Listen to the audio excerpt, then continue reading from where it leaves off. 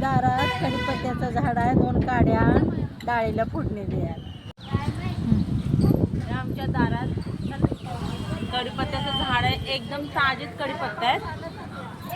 आणि आता मी वरणासाठी कढीपत्ता घेत आहे. बाद झालं एवढा आज मी वरण करणार आहे आणि त्यामध्ये 3 प्रकारच्या डाळी घेतल्या आहेत. तुरीची घेतली आहे, मसूर डाळ घेतलेली आहे आणि मुगाची डाळ घेतलेली आहे.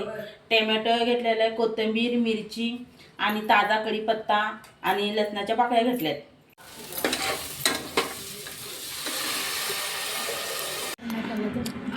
हे कसं झालं जेवण? वरण भात कसं झालेलं? खूपच छान, अप्रतिम. आई वरण भात कसं झालाय? बघते, मला खरडा दे ग.